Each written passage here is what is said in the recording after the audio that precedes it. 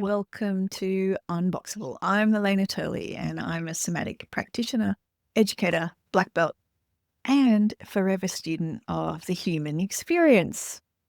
This is the space where we explore powerful, grounded practices, honest stories, and fresh perspectives that help you reconnect with yourself, gently release those old sticky patterns, and start navigating life with greater power, clarity, and ease. That's important, the ease. Every week, I give you simple, grounded ways to reset your nervous system and create real change that actually lasts. Let's begin.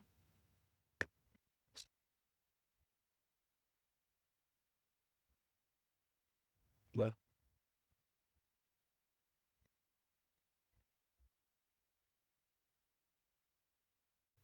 Hello, Alena or Alena? How do you No, you got pronounce it right, Alena. Yeah. Alena? Alena. Yeah. Okay. Nice to meet you. Nice to meet you too. How are you? Yeah, I'm well. Thank you. I was just putting the finishing touches on the bolognese on the stove. Yes. Gave me a good stir, trying to get it on before sitting down for the podcast. You need a minute because I No, think I got okay. it. I got it done. It's all good. It's good. Yeah, I just Yeah. made it. And then I was like, oh, I don't have my AirPods. And I'm like running upstairs and hilarious. Classic. It sounds very familiar. Classic podcast shenanigans. It's me. I'm like, do I have time to make my tea or not? I know. I didn't quite get to that part. So welcome. And You. Lovely to be here. yeah, look, we'll just jump right in. So I always ask 3 questions at the start of the recording. And those questions are, who are you? Where are you? And what do you love to do? Wow. Okay. So who am I? I'm Katia Vlachos. I am primarily a mother of 3, and I'm also a reinvention coach, author, and most recently a meditation teacher.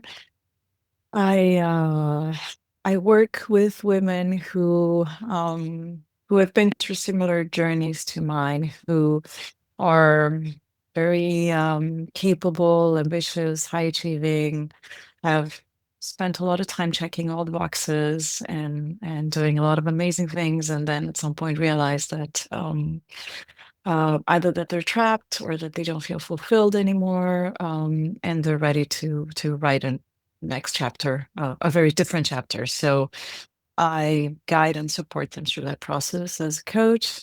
I have written, well, in my current career, because it's my second incarnation, I've written 2 books. The second one got published this fall, and it's called Uncaged: A Good Girl's Journey to Reinvention. The good girl was me. Congratulations. And thank you.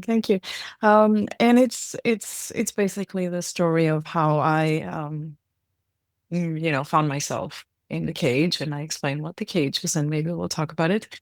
And then how I realized what was going on and decided to step out of it, and the whole journey of doing that, and going from living a life that was largely defined by others with my consent, to defining my own terms for my life and reinvention and all that. So yeah, what else? I'm Greek by origin, born in Cameroon, Africa, but raised in Greece after the age of 4. I'm now based in Zurich. That was the second question, right? Where are you? Zurich. I have a friend in Zurich. I really want to go there. I've never been there. Nice. It's beautiful. The nature is amazing. The weather, not so much, but it's not terrible. I love Switzerland. Highly recommend Switzerland. I love Switzerland. I've been a few times. I love it. Yeah. Oh, you have to come to Zurich then. It's really beautiful city, and with the lake and the mountains and all the Swiss stuff. And it's just a great lifestyle in Switzerland, I think. Really fantastic lifestyle. Very high quality of life. Amazing. Yeah, but yeah, there's trade-offs. With everything, right? But definitely can't complain. You're based in Sydney, right? Well, I'm based in Sydney. I'm based in the beaches, about 10 minutes drive from the coast. And I'm looking right now at just bushland. So I'm in Sydney, but I'm in a very bushy part of Sydney. So I'm really lucky. Yeah, well, beautiful. That's on my bucket list. Yeah, it's Um, great. It's a great place to be. yeah, I bet. So I want to know Um, more about the yeah. transition. We didn't get to the third part, but I know we'll get I to was it gonna during say, the yeah, there's a third conversation. The question. third part is what do you love to do? But I have a Yeah. feeling I know some of that already. Clearly, writing is part of it. Um, yes, I love writing. I love what I do right now. I love working with my clients. I love watching the transformation. I really love water skiing. So that's one Good thing I love to fun. do, Yeah. which I took up in my, the young age of 37, but it kind of Mm. grew on me. And I love spending time with all three of my kids, which now is not a given because they're two of them are still home, but one of them has left, and it's hard to get them all three of them together. So Isn't when it? that When they happens, start to leave home, it's so hard to get them together. it's I know. magical to have them together and watch Mm. them connect with each other. So that's also one of my favorite things to do. Yeah, absolutely. So tell me, did the part where you found out you were in a cage and you had to get out coincide with perimenopause and menopause by any chance? It's a good question. Hadn't thought about it because it wasn't intense at the time. It happened in my early 40s, Mm. and perimenopause really hit me at 46. Okay, so maybe But not. Yeah. like a ton of breaks. So no, but Right. I don't know. It I starts mean, I'm just earlier, always right? curious. So What do you think the catalyst? What was the catalyst for your yeah, so realization, for your recognition of where you were at in your life? yeah, so there were two things, and you go into the cage. I say like very gradually, and so you get out very gradually as well. But there are two things that happened. One is I didn't like myself very much. I didn't like who I had become. Yeah. Um, and I definitely didn't love myself, but I also didn't like the person I was. So Yeah. at some point, that kind of I hit a wall with that. But there was Mm. also a moment, and that was when I realized I didn't have agency over my life. I couldn't Mm. take decisions for the things that mattered. I had Yeah. been taking decisions, prompted by others or made by others. But there was also an incident, and I talk about it in the book, where I realized, wow, I really can't even make, I Yeah. don't have control over my Yeah. life. And that was Mm. like, okay, I'm losing myself and I'm Mm. losing agency, and I have to do something Right. to change things. Okay. Yeah. So you can't give us a hint about what that was. It's you got to read the book for that. Yeah, well, but it's related to my marriage, and that's why Okay. the probably the first big step I took was leaving my marriage. You know, this Um, is interesting. A lot of the women that come to me are in difficult relationships, and they're often at a stage similar to what you're talking about, where they realize they've lost touch with themselves. They've walked Mhm. away from the things that mattered to them little by little, edge by edge over the years, and it's really interesting when they start to wake up. There's so many layers of emotion. One of them I find is this kind of sense of regret, of like opportunities missed, like all this time that's gone Mm, by. But also, there's a lot of anger with themselves. They feel really pissed off with yeah. themselves for letting it happen. And sometimes that turns outward toward the person that they were in a marriage with. But sometimes it turns inward, or sometimes both. And Mm, it's fascinating to watch what happens to a person. And I think I was kind of in this bag as well in a different way, but in a similar position, where you suddenly realize your life is nothing like you thought it might be. And you've gone so far mm, down this rabbit hole doing the things you thought you needed to do, to survive, obviously, but also moving away from your essence, moving away from your core, moving away from your joy, moving away from your desires and thinking you're moving towards them. It's not like yeah. it's intentional. Yeah. It's not like you go, "Oh, I'm going to be in an unhappy marriage and I don't want to like myself anymore." That doesn't happen. It's just a gradual, I don't know, like forks in the road and going down the path you're supposed to. I kind of call it the shoulds. I feel like when we say, well, Yeah. I should make dinner Yeah. now, Of it's course. like It's what society has led me to believe, or what I believe society believes. It's not even necessarily what society or my family or my parents or whatever thought was the right thing to do when I was growing up, but I think that's what they think. Like it's a Yeah. construct Yeah. of our own Yeah. making, that Yeah. cage, in a lot of ways. Yeah, yeah, exactly. So the shoulds are part of the cage, right? And what you're describing, but these women, that was definitely me, and those are people who I work with.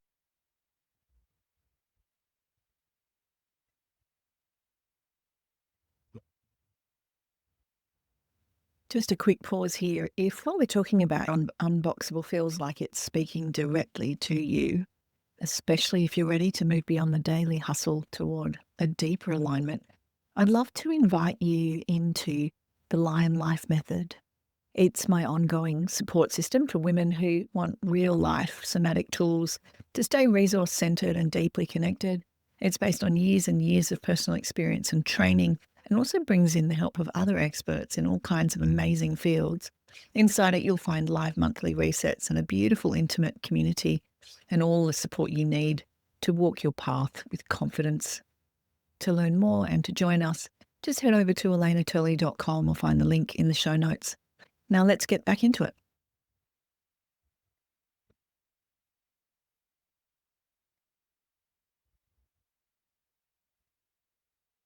With, right? And Yeah, it's same. there's so, the stories can be so different, but the patterns are the same. Yes. It's Oh what you my gosh, said. yes. We interpret, what we're supposed, what we have to do to get what we need, and what we need is usually appreciation and attention and acknowledgement and love, and so we learn very early on, and what we need to do to get that, and those are kind of our shoulds, right? And my meditation teacher called it, it's a beautiful expression, the winning formula.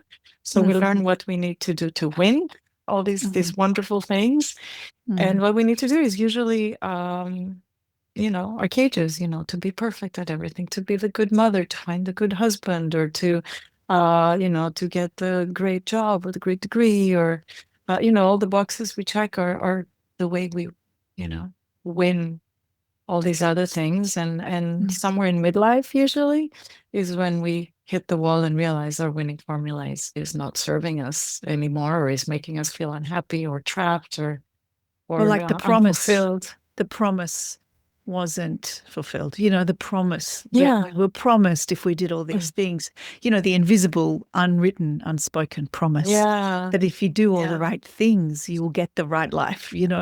And that's just not true. Yeah. And I also think it's fascinating because there's so much that goes on beneath the surface here, right? Like there's so much that goes into, okay, so maybe my needs aren't being met as a child, so like maybe I was loved but I didn't feel loved, or maybe I mattered but I didn't feel like I mattered, and so then the next best thing to being loved is to be needed, so we develop habits of people pleasing, and we develop habits of not even habits but like deep patterning, and we Yeah. splinter into all of these different parts in order to fill the roles we think we need to fill in order to succeed, the winning formula, as you say. And then, Yeah. that segmentation, that fragmentation of the self at some point becomes unbearable. And that's kind of the point I think we're talking about, that, at some point we just yearn to be whole again, and to incorporate all these parts back into ourselves in a way that is intentional and different. Yeah, yeah, yeah, absolutely. It's what you're saying. We move so far away from our essence that Yeah. we don't recognize that person anymore, or like in my case, we don't like that person anymore. And also, another thing that was very, very poignant for me was, things felt off and I didn't know why. And yeah, of course, once I had started the process, I realized there's so many of my core values I wasn't honoring. So I wasn't living a life according to what mattered to me, and that Right. feels off. It's dissonance. We in coaching we call it Yes. dissonance, and that's Yes. very disturbing, Yes. right? And unbearable at some point. Well, and I talk about it in terms of authenticity, so we have this authentic Mm. self that just desires to be in full light and living in all of its glory. And we don't always feel like we can do that, you know, so we Yeah. shut it down. We kind of switch off the switches, you know, and then at some point, I mean, authenticity is a human right. Like every human has the right to live in an authentic way, saving, you know, serial killers. And obviously there's caveats to that, but like generally we have the right to be Yeah. authentically who we are, you know, and sometimes that right also is breached, you know, that right is lost or it's perceived to be breached. And I find that really fascinating too. I love how when I speak to women like you, we're doing same thing, but we talk in different words. I love that so much. Yes, yes, yes. And it's so enriching, I find, I because, love hearing the I way feel you like I'm talk about. learning, Yeah, right. Same, same, same. So how do you address Yeah. that in your practice? How do you address it when someone says, I just don't feel like myself anymore? Like I don't feel like I'm allowed to be myself. Yeah. Yeah. We peel back the layers because the way I see it, and also I tie it into reinvention. Reinvention is not about, because they will often come, yeah, I don't feel like myself and I need to change things, but I'm not sure what and I'm not sure how and in what direction, right? But they talk like reinvention appeals to them. Reinvention is not becoming something new, right? It's going back to who you really are, to the core of who you are. So I explain the process because I didn't know about what happens when you're very young and you start getting all the Mm, expectations and all the shoulds and all the yeah. layers and all the things. So I explain the process of there's the essential self and there's all these layers that we take on or that we get imposed on us, but we accept them eventually, right? We kind of we like I said, we give our consent. We play the game. And yeah, yeah. And these are like they happen so early that, and they follow us through life because they're very Yes. deep and they're very Mm, early. And as children, we don't have we can't say, oh no, this is not, my essential self. I'm not going to take this on, right? We of need to survive. So we kind of take all this on. course. And I say we have to peel back the layers and we have to go back to that person because that person is still there. So Mm, there's the process, but there's also the reassurance that you don't need to turn into somebody else, to find yourself. Like you're there, and I know you're mm, there, and you have, you've been that in the past, or when women come and say, "Oh, I'm not confident," or I whatever it is they want to see in themselves, and I'm like, it's there. We're gonna mm, find it, and we're gonna first like take apart everything that's between you and that mm. essence, that Removing person, the and so we obstacles. start identifying. Okay, what are the stories? And Yeah. okay, I don't start and say, okay, let's see what other stories, but through their experiences or through the goals they're setting, or they start to come out. Okay, is this really true? Do you really need to be that way, or do you really need to constantly self-sacrifice? Like we start to see the patterns, and there's different Mm, tools we use for that. Where is the self-sacrifice coming from? When mm, was the first time you felt like you had to do that? Self-sacrifice is a very common one. mm. Another one of the layers is having really unrelenting standards, I call it. Where you have Yeah. really, really high standards for yourself and you have Yes. to excel at everything. And so we take apart the stories, and then what stays, they start remembering, and you Yeah, start I love connecting that. to I what talk feels about how it's true. absolutely. I talk about how it's always there, just waiting for us to turn towards it. Like it never went Mm. anywhere, you know, Yeah, I forgot a little and bit. same with joy, same with, you know, all of these things that we think, well, I don't even know how to do that anymore. I don't even know if that's in me anymore. It's in you. It's Mhm. always been in you. You know, it's Yeah, just waiting yeah. for you to turn towards it. And I love that Mm. expression. This sounds like a very is so bit different process to me because I'm a somatic therapist, you know, so I work Uh-huh. in a similar way, but in a very different way, and that I will access it, but not always through talking. You know, so sometimes we will access Yes. through the felt sense, and we Yeah. will take people there in an experiential way. You know, so lead them through a Beautiful. subconscious process. But the subconscious stuff is interesting because sometimes it's a surprise. It's not what the person would expect, you know. It's like, Yeah. oh, I didn't even know I had that memory, or I don't have any memory of this happening, but yeah, it's absolutely what happened. It's this fascinating Really? thing of Yeah. we carry so many stories, some of them conscious, some of them not conscious. And as we, as you say, peel back the layers, new things are revealed, And I Yeah. honestly believe that we're not meant to do this on our own. We can do some on our own, It's but very hard. Yeah. some, I believe, we actually, not only is it difficult, I think it's impossible to do without the help of other people. Mm. Um, Yeah. Yeah. because I think Yeah. there's, It's it's fascinating. that Einstein thing about the thing that got you there is not the thing that will change it, Yeah. The Yeah. same consciousness, you might need help to shift to a different sort of level of consciousness about it. Yeah. Absolutely. Yeah. Well, I'm a coach, so I strongly believe And meditators, there's a reason. And yeah, well, that too. Yeah. Yeah. No, how there's does a reason. And meditation there's support it? Tell me. meditation creates this space, I think, and it has done that for me for many years, but also with my clients whenever we, if they're open to that and they want to learn, and some of them already meditate, but some are really curious to learn, so we'll do that together. It's creating a space where first of all you can be yourself, and you don't do that. It's not about what you do during the meditation. It's more what happens between meditations, if that makes sense, is how you approach your life.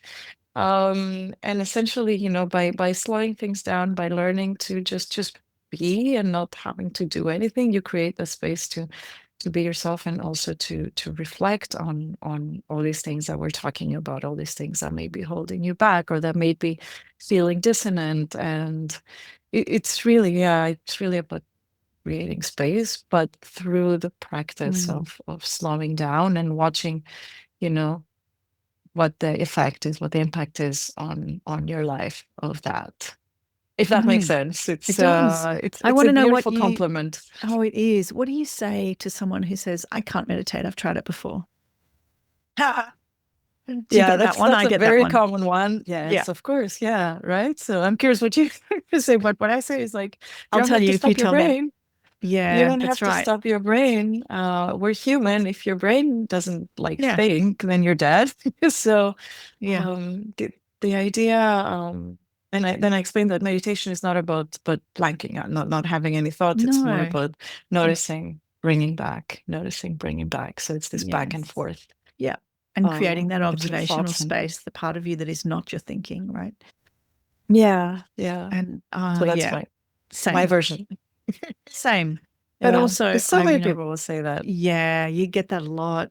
I do find it fascinating when I find someone who is, and I've had that this week actually.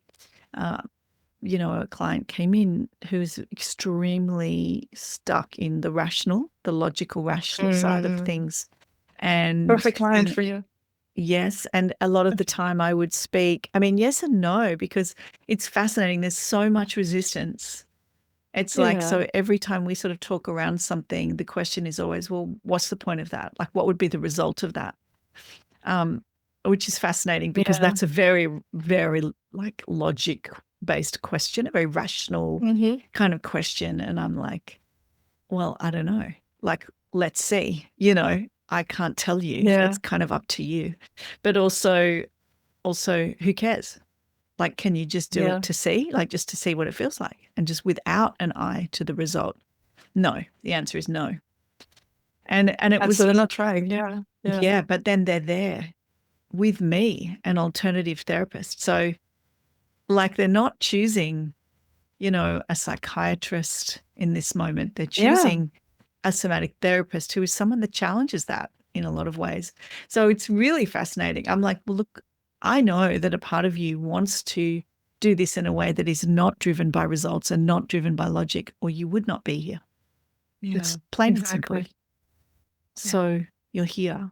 Uh, So That's why they're the perfect you client, might because as they well can give it a gain go. so much. Yeah, They can yeah. gain so much from But this it's this this fascinating. liberation. It's fascinating. And I think there might Yeah. be, sometimes there might be some other factors, like other factors like trauma, neurodivergence, other mental health situations or Hmm. medication, that is blocking. There can be all those kinds of things that are blocking a process of trust and surrender in a therapeutic space. I say blocking, I just mean changing, So it's always a fascinating, and, for me personally as a therapist, I have to really do the work to back myself in those moments and to just go, whatever I'm doing here is the right thing, because I have years of training, I have lived experience, I have intuition, I have expertise, I have confidence in what I do. I know what I do is, it gets people results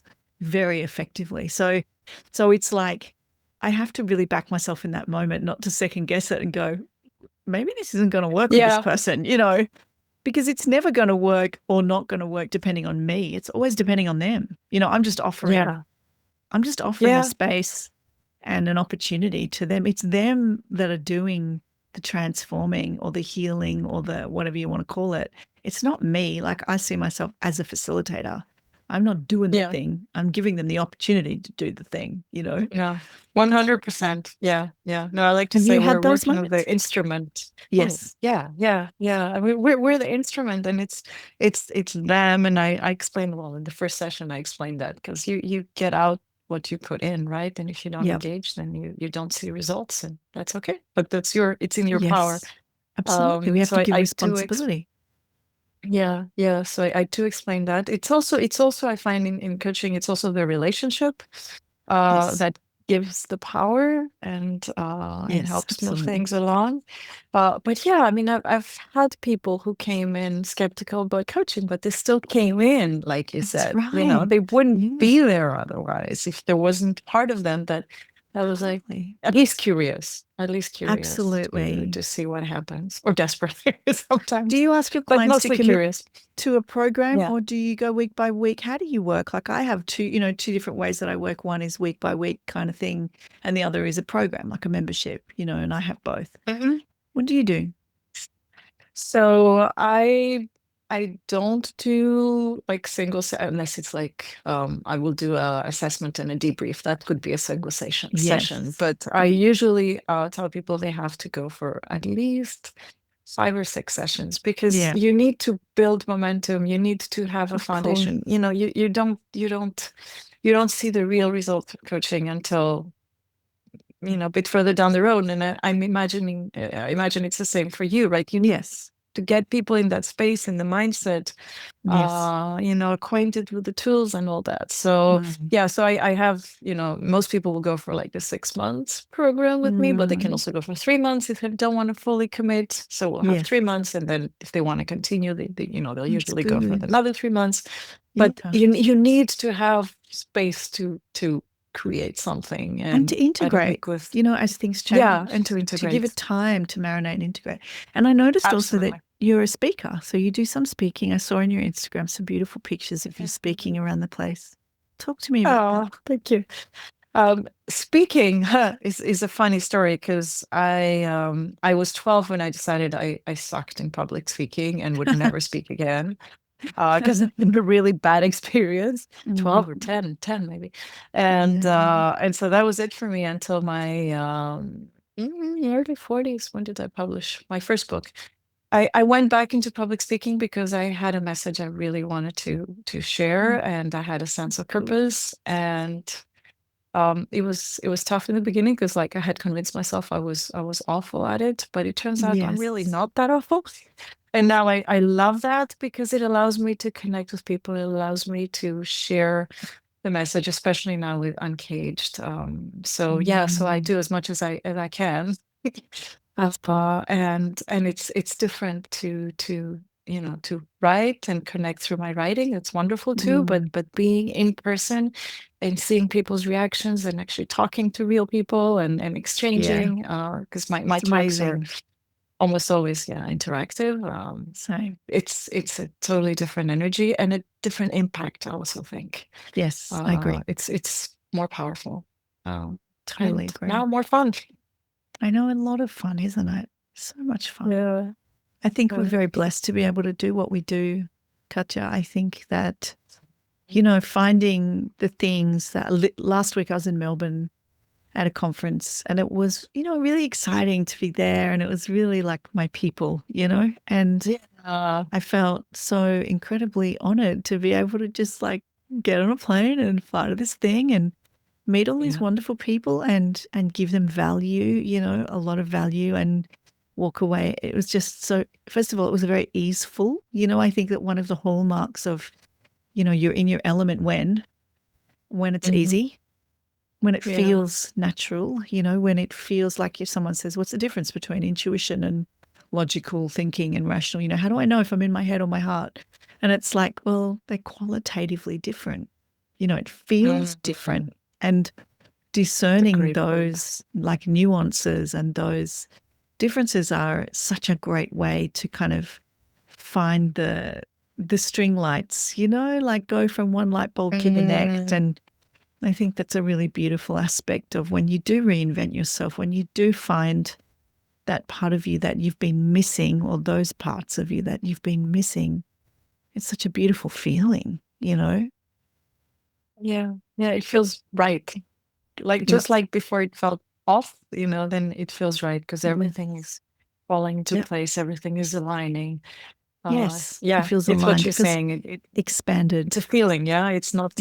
It's not up here. It's more down Yeah. here. Sometimes I say it's a Yeah, feeling of feeling part. expansion rather than contraction, or lightness rather than weight. Like Yeah, those beautiful. different ways to sort of feel into it. But it Yeah. doesn't mean that it's, not without effort.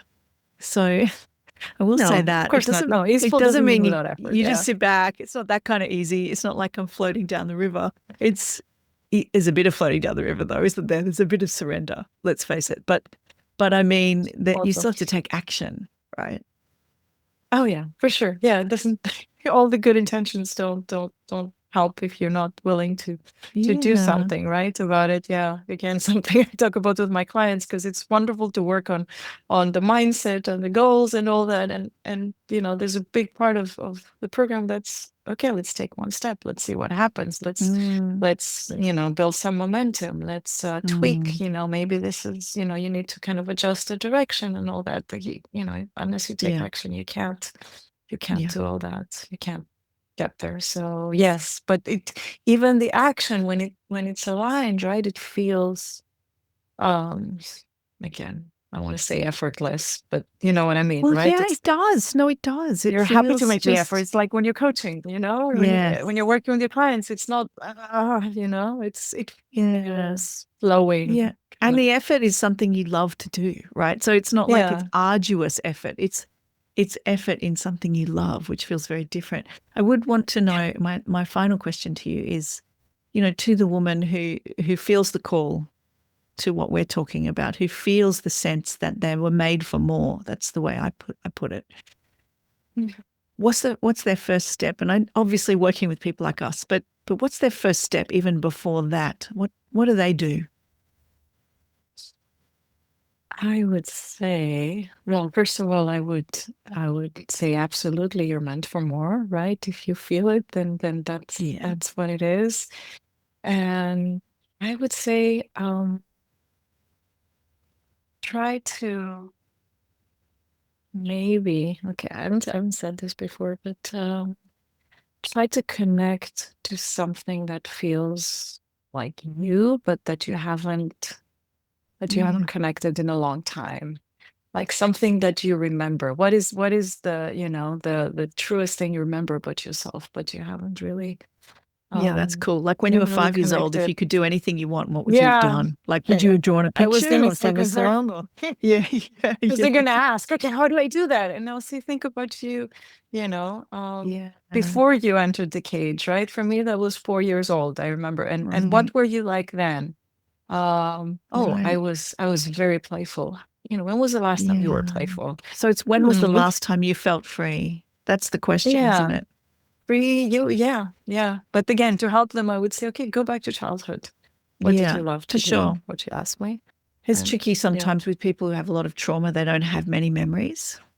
So that's always an Yes. interesting challenge, because Yes, I work yes. with If there's women trauma, who yeah, that's carry definitely trauma, not. and that's a bit Yeah. different. But I also think there is usually some sort of resonance or some sort of if you can't remember, then just notice. Like notice what gives you that sense in your life Energy. now? Yeah. Like, when do you Yeah. get those little moments where time isn't there? When do you get those little moments where you allow yourself to feel something?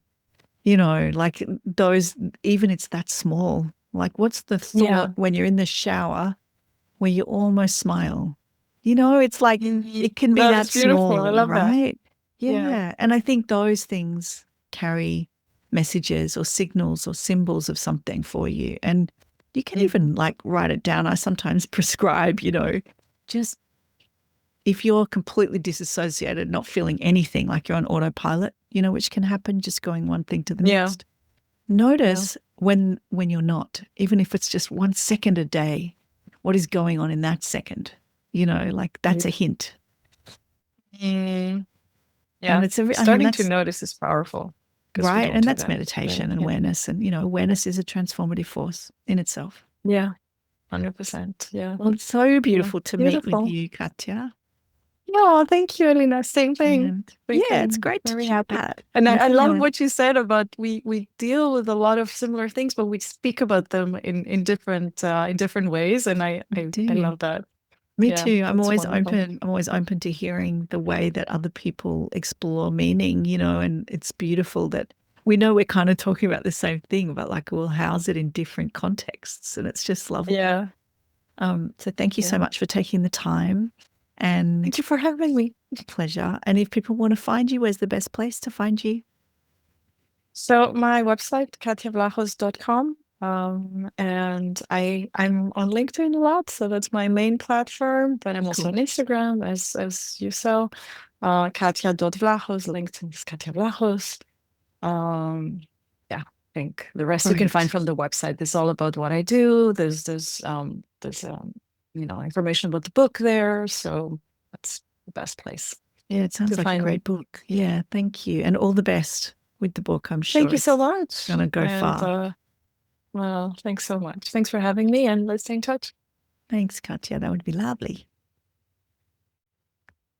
Thank you for being here with us on Unboxable. My hope is that today's episode gave you a moment of insight, peace, or connection to carry into the rest of your week. If it did, please share the show with someone you love or subscribe so you don't miss what's next. And if you're ready for deeper support and a place to sustain your growth, you can join me inside the Lime Life Method at alenaturley.com/join, or find other resources, both free and paid, in the show notes. As you go through your week, remember that the things that separate you from yourself or from others or from nature are not nearly as powerful as the things that connect you. Until next time, go gently, my friends.